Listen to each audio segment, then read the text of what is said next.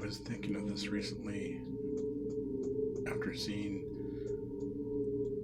an edit of Discovery's Christopher Pike and the new Strange World Christopher Pike, played by Anson Mount. And in there I was seeing different command officers, some from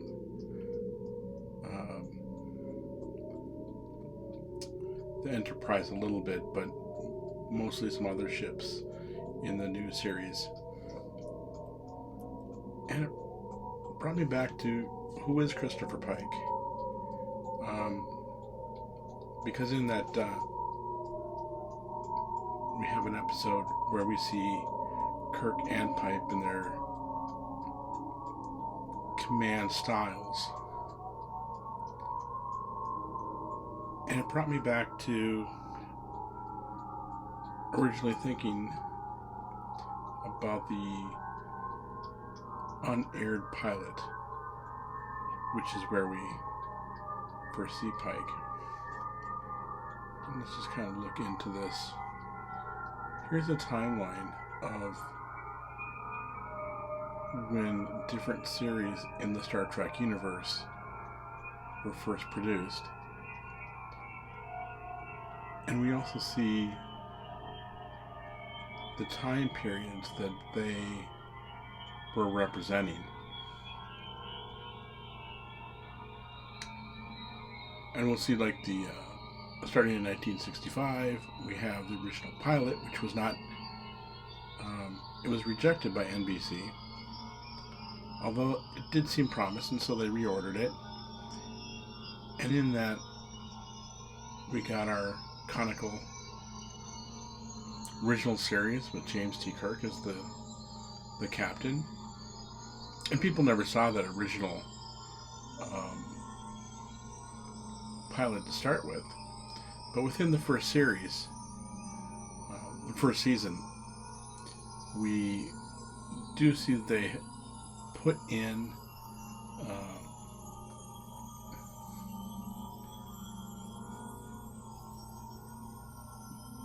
Christopher Pike after an accident, and he's in a wheelchair-like device, and he can only respond through beeps and lights.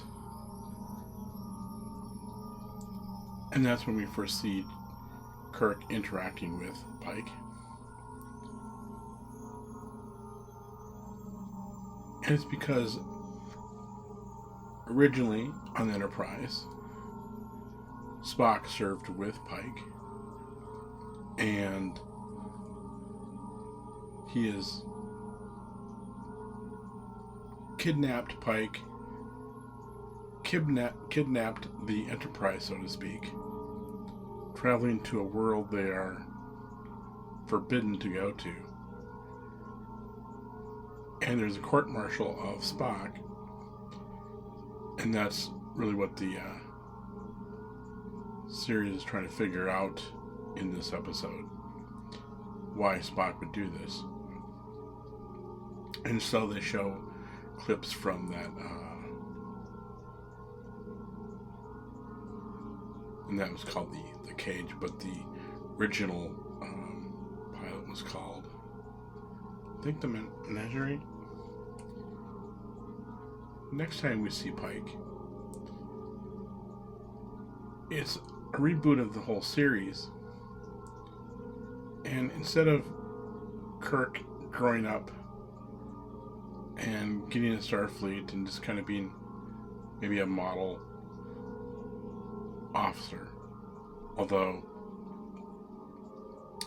he did cheat on his Kobe Mashroot, can't say it.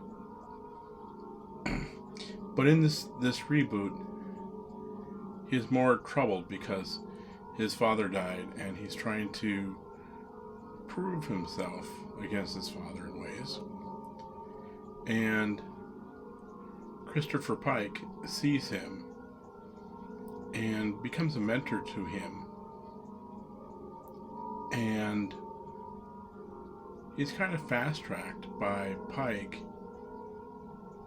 in a non-traditional way because Pike saw some promise in him. Then we get into the Strange New World series, and Kirk here is a little more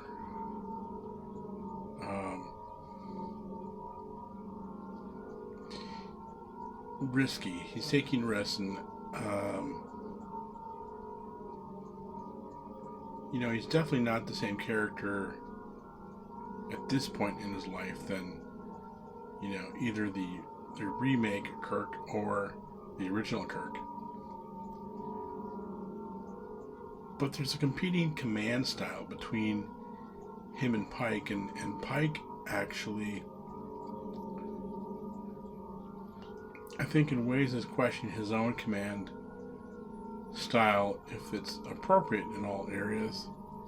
And at the same time, the young Kirk's command style might not be fully compatible with the Federation.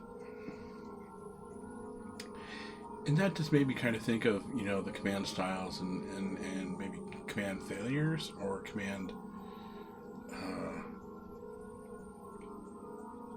because we have these examples here that in here you see a collection of people who, a couple of them commanded the Enterprise, a couple of them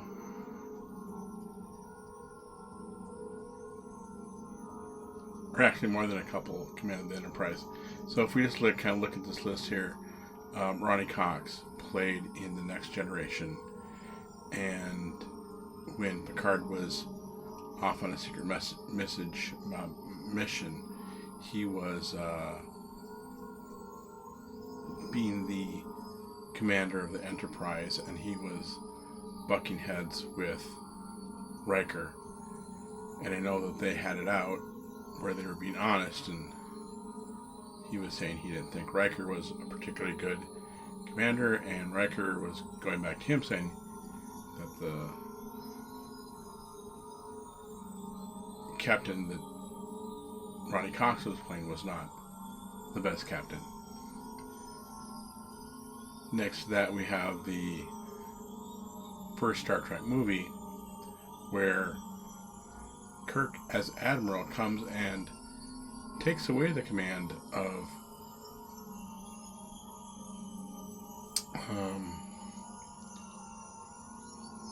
his last name was Decker, which is really interesting because I can't remember his first name, but in the original series we had Matt Decker, who was in the Doomsday episode, and his ship got attacked by the Doomsday machine, and he couldn't take having lost most of his crew, and he's trying to kill the creature, and he does something that was maybe a little brash, although it kind of helped figure out the answer at the end of the episode, but still maybe the command decisions weren't most perfect. And when we come to Discovery, which is where we first see Christopher Pike again,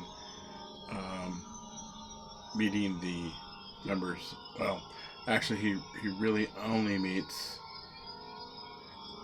here Burnham, who's in the bottom right there. She starts out being a quality first officer to Philippe Georgiou, who we see in the left. And spoiler alert, something happens to her.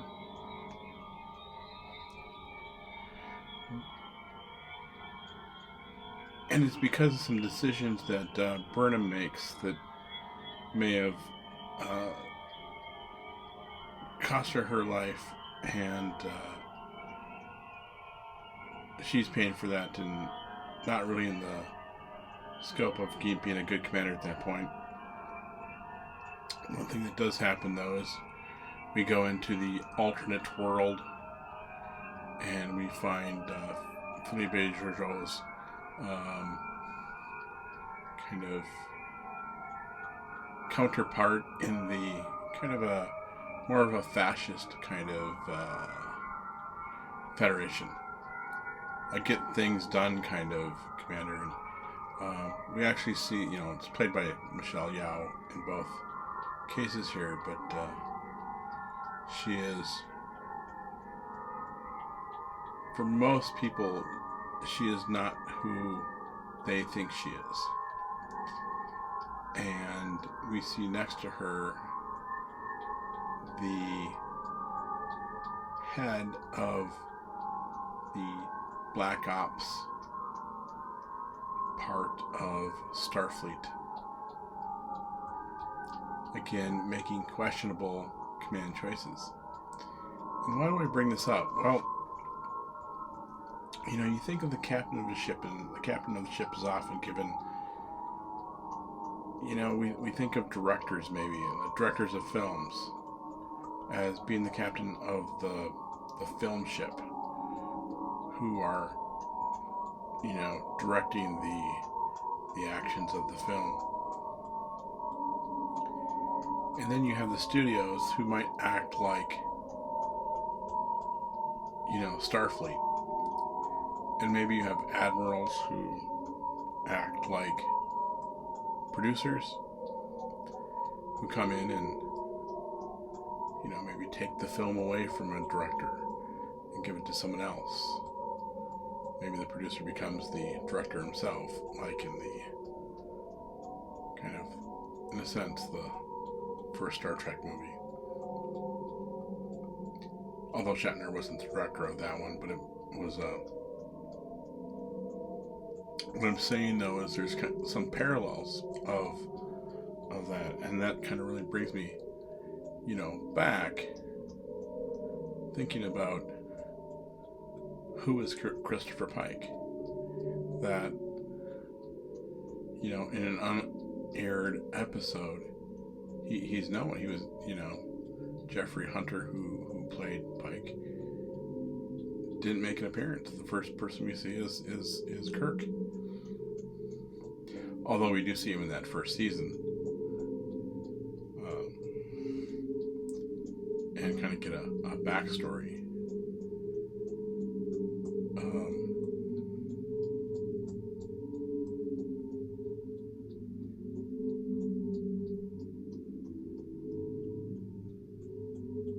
That's just kind of where I'm thinking of this as a, as I say, the command crisis.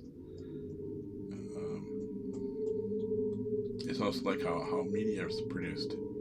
You have this pilot, and a network didn't take it up. That wasn't shown.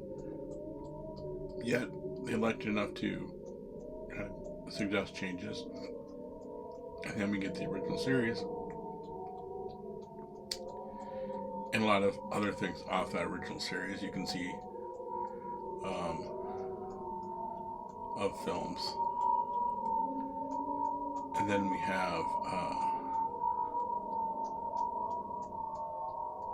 at the next generation we have a different commander, and